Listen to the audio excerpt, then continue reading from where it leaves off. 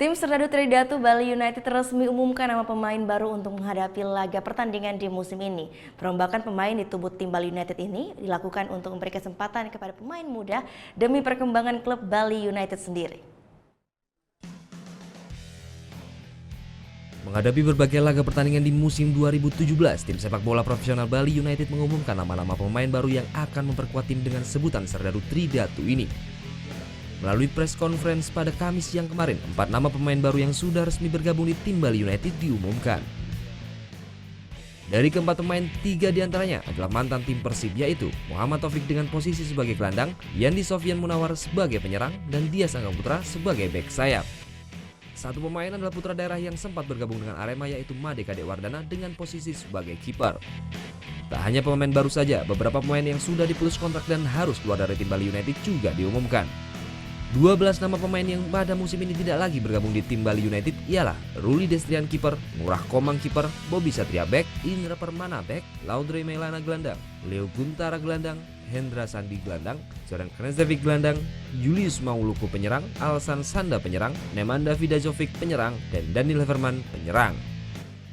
Butuh banyak penyesuaian yang harus dihadapi 4 pemain baru yang resmi bergabung di tim Bali United.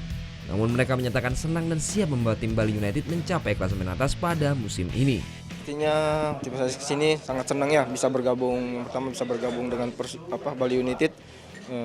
Tidak lain juga saya juga sudah sering mengamati Bali United secara permainan terus juga Indra saya sudah kenal dia cukup dekat dan saya sangat senang bisa bergabung sini. Mudah-mudahan saya bisa cepat beradaptasi dan bisa bawa Bali United berprestasi.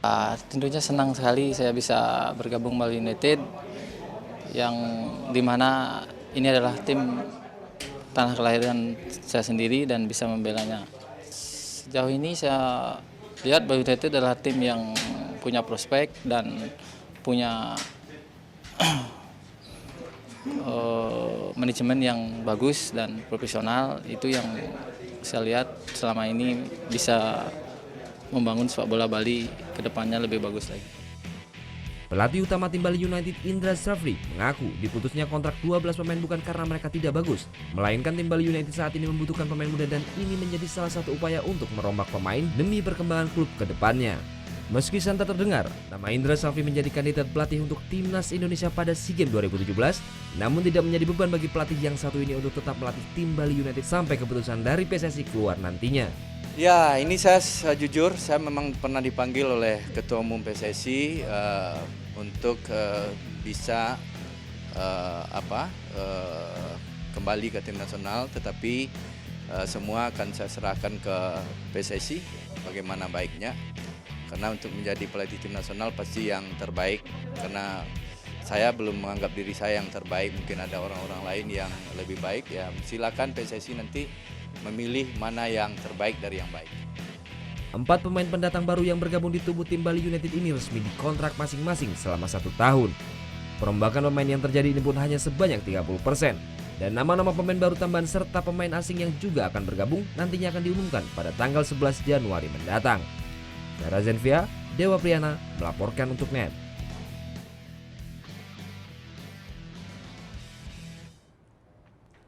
Thank you.